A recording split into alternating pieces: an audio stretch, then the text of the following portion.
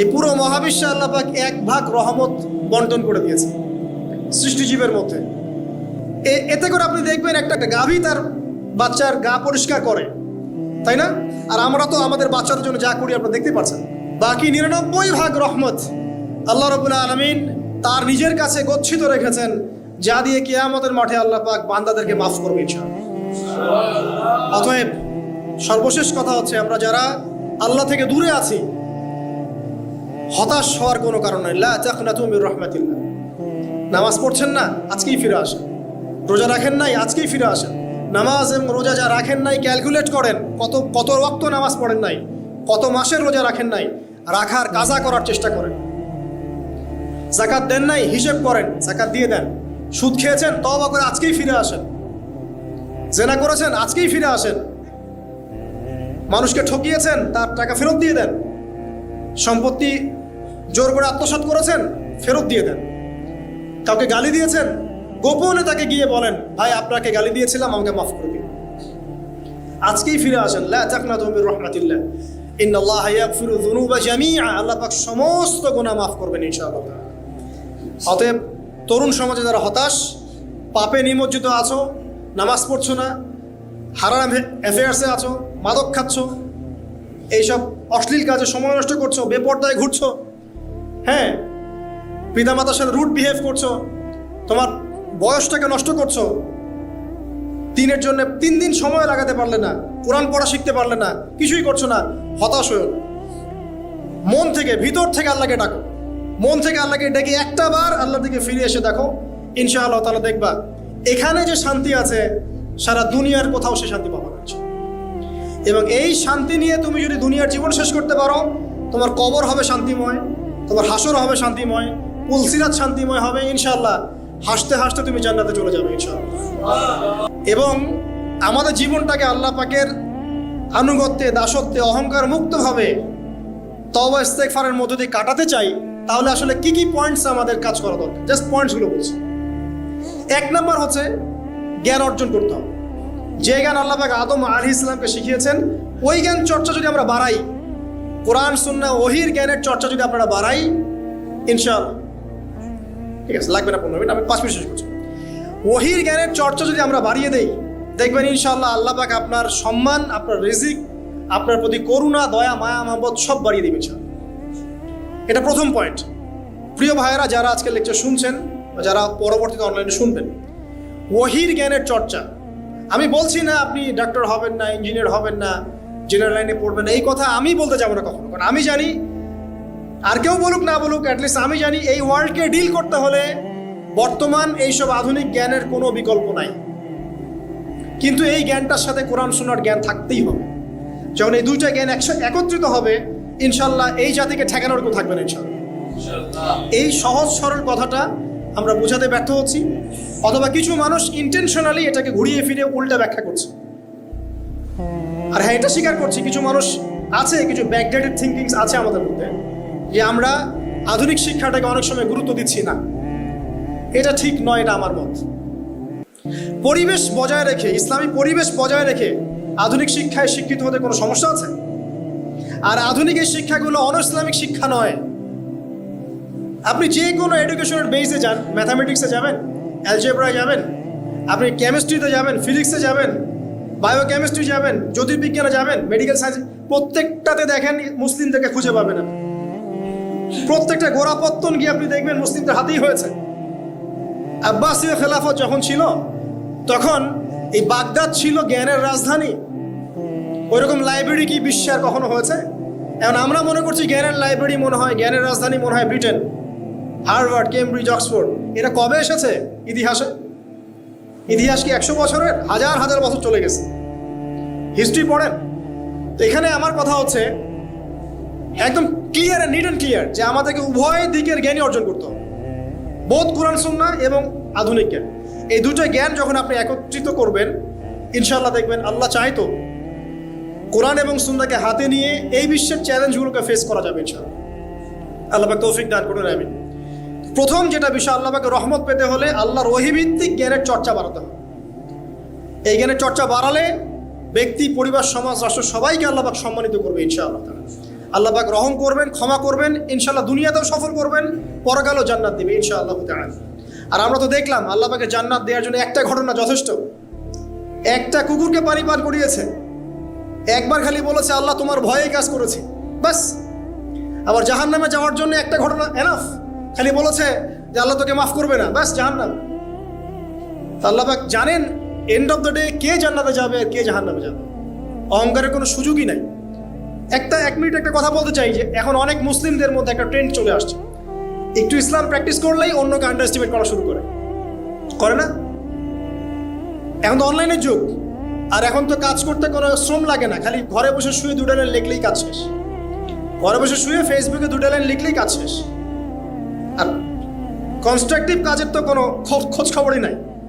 এগুলো সহজ, এই কারণে দেখা যায় বর্তমান যুগে সমালোচনা, গীবত, আন্ডার এস্টিমেট করা, এগুলোর সংস্কৃতি বেড়ে গেছে। এগুলোর মধ্য দিয়ে আমরা দিন পালন করার পরেও ক্ষতির মধ্যে আছি। এমন হতে পারে যে ব্যক্তি বা যে দল বা যে রাজনৈতিক দল বা যে ধর্মীয় দল যার বিরুদ্ধে আমি নিজের কলমগুলো ঘোরাচ্ছি, হতে পারে তার মধ্যে এমন মানুষ আছে যে আমার আগে জান্নাতে চলে যাবে, হতেই পারে। আর আমি যে নিজেকে এত বড় করে ফখর করছি, কে জানে এন্ড অফ দ্য ডে আমি জান্নাতে যাবো কি যাবো না, কোনো গ্যারান্টি আছে? কোনো গ্যারান্টি নাই। সো এখন আমরা যারা ইসলাম প্র্যাকটিস করছি আমাদের সতর্ক হওয়া উচিত, নিজের পরকালের ফিকিরটা করি। আল্লাহ পাক বোঝার তৌফিক দান করুন, আমিন।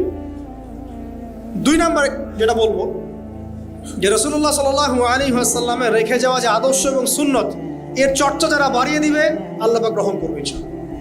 সূরা আলী ইমরানের 31 নম্বর আয়াত পড়ে দেখেন, আল্লাহ পাক নিজে বলছেন, কুল ইন কুনতুম তুহিব্বুনাল্লাহ ফাত্তাবিউনি। হে নবী বলে দিন, তোমরা যদি আল্লাহর রহমত আর ভালোবাসা পেতে চাও তাহলে আমাকে অনুসরণ করো। আমাকে, যে বা যারাই নবী সাল্লাল্লাহু আলাইহি ওয়াসাল্লামকে অনুসরণ করবে আল্লাহ তার প্রতি দয়া করবে ইনশাআল্লাহ। শুধু দয়াই না, ইয়াগফির লাকুম যুনুবাকুম, তোমাদের সমস্ত গুনাহ আমি মাফ করে দেব। আল্লাহু গফুর রহিম। সুন্নতের চর্চা বাড়িয়ে দেই। শুধু তাই নয়, কেউ যদি দিন নবী সাল্লাল্লাহু আলাইহি ওয়াসাল্লামের উপরে বেশি বেশি দরুদ শরীফ পড়ে, আল্লাহুম্মা সাল্লি আলা মুহাম্মাদ ওয়া সাল্লিম পড়তেই থাকে, দরুদ ইব্রাহিম বা সংক্ষিপ্ত দরুদগুলো, আল্লাহ পাক একবার দরুদ পড়লে 10 বার রহম করবে ইনশাআল্লাহ। যেই নবীর আদর্শ মেনে চললে আল্লাহ পাক ভালোবাসবেন, সেই নবীর নাম উচ্চারিত হলে দরুদ পড়লেও আল্লাহ পাক রহম করবে ইনশাআল্লাহ। 4, সৃষ্টির সেবা করলে রহম পাওয়া যাবে। আল্লাহ পাক বলছেন, তোমরা সৃষ্টির সেবা করো, মানবতার সেবা করো, জমিনবাসী যারা আছে ওদের প্রতি রহম করো, আল্লাহ তোমাদের প্রতি রহম করবে ইনশাআল্লাহ। 5, রহমত পেতে হলে আল্লাহর জিকির বাড়িয়ে দিতে হবে। আল্লাহর জিকির মানে সকাল সন্ধ্যা আল্লাহ পাকে যত জিকির আজগার আছে এগুলো ছাড়া যাবে না। চলতে ফিরতে অলওয়েজ আল্লাহকে ডাকতে হবে, সুবহানাল্লাহ, আলহামদুলিল্লাহ, ওয়ালা ইলাহা ইল্লাল্লাহ, আল্লাহু আকবার, লা হাওলা ওয়ালা কুওয়াতা ইল্লা বিল্লাহ। যে কাজ আপনি করছেন ওই কাজের মধ্যেই জিকির বাড়াতে হবে। যে যত বেশি আল্লাহ পাকে জিকির করবে তার কলব তত জিন্দা থাকবে, এবং যার কলব জিন্দা থাকবে, যার কলবের মধ্যে নূর থাকবে, আল্লাহ পাকের নূর তার কলবে আসবে ইনশাআল্লাহ। 6, বেশি বেশি কোরআন তেলাওয়াত বাড়িয়ে দিতে হবে। কোরআন তেলাওয়াত যারা বাড়িয়ে দিবে, এই কোরআনের বদৌলতে আল্লাহ পাক তার প্রতি রহম করবে ইনশাআল্লাহ। আরও বলবো 7 নাম্বার, যে সালাত এর কোনো বিকল্প নাই। নবী সাল্লাল্লাহু আলাইহি ওয়াসাল্লাম ইন্তেকালের আগ মুহূর্তে বলে যাচ্ছেন, আসসালাত ওয়াস সালাত ওয়া মা মালাকাত আইমানুকুম, নামাজের যত্ন নিও, নামাজের যত্ন নিও, আর তোমাদের অধীনস্থ যারা আছে ওদের ব্যাপারে খেয়াল রেখো। নামাজ নাই ইসলাম নাই, নামাজ আছে তো ইসলাম আছে। তো নামাজের তাবেদারি যারা করবে, 5 ওয়াক্ত নামাজ ঠিকঠাক মতো করবে, ইনশাআল্লাহ অবশ্যই আল্লাহ পাক তাদের প্রতি রহম করবেন ইনশাআল্লাহ। আরও বলতে চাই তাহাজ্জুদের কথা। যারা একটু তাহাজ্জুদের নামাজে অভ্যস্ত হতে পারবেন, ওই সময়টা আল্লাহ পাকের রহমত নেমে আসে, বর্ষিত হয়। যারা তাহাজ্জুদের সালাতে অভ্যস্ত হবে আল্লাহ পাক তাদের প্রতি রহম করবে ইনশাআল্লাহ। 9 বলতে চাই দিনই মেহনত বাড়িয়ে দেওয়া। যাদের ফিকির দিনকে নিয়ে, কিভাবে আমি দিন পালন করব, কিভাবে দিনের প্রচার করব, দিনের জ্ঞান অর্জন করব, এর প্রসার ঘটাবো, দিনটাকে মানুষের কাছে পৌঁছে দেব, এই ফিকির যাদেরকে তাড়িয়ে বেড়ায়, ইনশাআল্লাহ আল্লাহ পাক ওদেরকে এই জমিনে রহম করবে ইনশাআল্লাহ। আল্লাহ পাক দাওয়াতি কাজ বাড়িয়ে দেন, দিনের ফিকির বাড়িয়ে দেন, ইনশাআল্লাহ তাআলা আল্লাহ পাকের রহমত পাওয়া যাবে ইনশাআল্লাহ। আরেকটা কথা আছে, 10-এ গিয়ে বলবো পিতামাতার খেদমতের কথা। পিতামাতার খেদমত এমন একটা জিনিস যেটা করলে পরে আল্লাহর রহমত নেমে আসে। একজন ব্যক্তি কবিরা গুনাহ করেছে, নবীর কাছে গিয়ে বলছে, আমার ক্ষমার কি কোনো রাস্তা আছে? নবী সাল্লাল্লাহু আলাইহি ওয়াসাল্লাম বলছেন, তোমার মা কি বাসায় আছে, জীবিত আছে? হ্যাঁ জীবিত আছে, বাসায় যাও, তুমি মায়ের খেদমত করো, তোমার সমস্ত গুনাহ মাফ হয়ে যাবে ইনশাআল্লাহ। আপনার ওয়াইস কারণীর নাম শুনেছেন না? শুনেছেন না? তাকে এত বড় মর্যাদা দেওয়া হবে কি আমাদের মাঠে। এর পিছনে কারণ কি জানেন? সেই ব্যক্তি মাশাআল্লাহ তার মায়ের খেদমত করত। 3 বার বলেছেন নবী সাল্লাল্লাহু আলাইহি ওয়াসাল্লাম, আমাদের সবচেয়ে সেরা এবং ভালো ব্যবহার পাওয়ার অধিকার হচ্ছে মায়ের, তারপরে মায়ের, তারপরেও মায়ের, তারপর বাবার। পিতামাতার খেদমত করলে আল্লাহর রহমত নেমে আসে। আর একজন ব্যক্তি বলছিল, আমার বাসায় তো মাও নাই ইয়া রাসূলুল্লাহ, আমি কি করব? তখন নবীজি বলছেন, তোমার কি খালা আছে?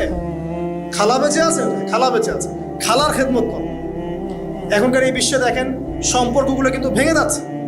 পিতা মাতা, ভাই বোন, আত্মীয় স্বজন, পরিবেশ, প্রতিবেশীর তো খবরই নেই, আমি তো জানি না আমার পাশের ফ্ল্যাটে কে থাকে। হ্যাঁ, অবস্থা এমন। তো সমাজের উপকার করলে, জনকল্যাণমূলক কাজ করলে, পিতামাতার খেদমত করলে, আত্মীয়তার বন্ধন অটুট রাখলে এবং অন্যের সমস্যার সমাধান করার জন্য মানব সেবামূলক কাজ করলে আল্লাহর রহমত নেমে আসে।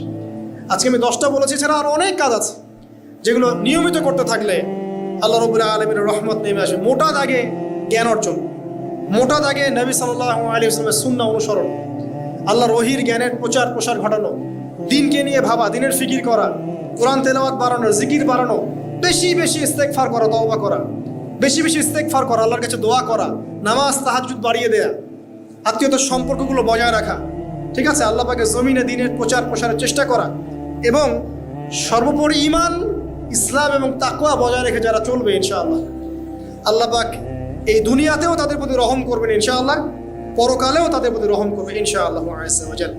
সর্বশেষ একটা হাদিস বলে শেষ করছি। রাসূলুল্লাহ সাল্লাল্লাহু আলাইহি ওয়াসাল্লাম বলেছেন, আল্লাহ রাব্বুল আলামিন যখন এই পুরো মহাবিশ্ব সৃষ্টি করেছেন, তার রহমতটাকে তিনি 100 ভাগে ভাগ করেছেন।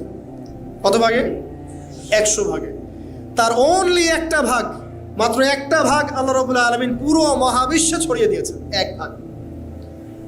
আর আপনাদেরকে আমি অন্য একটা লেকচারে বলেছিলাম, সমুদ্রের ধারে যখন আপনি হাঁটবেন বা নদীর তীরে যখন আপনি হাঁটবেন, ওখানে একটা বালুর যে পরিমাণ অবস্থান, এই পুরো মহাবিশ্বে কিন্তু পৃথিবীর অবস্থান তার চেয়েও কম। যারা সায়েন্স পড়েছেন তারা জানেন, পুরো মহাবিশ্বে পৃথিবীর অস্তিত্ব এর চেয়েও কম, একটা বালুর করার চেয়েও কম। মহাবিশ্ব এত বড়, এই পুরো মহাবিশ্বে আল্লাহ পাক 1 ভাগ রহমত বন্টন করে দিয়েছে সৃষ্টিজীবের মধ্যে।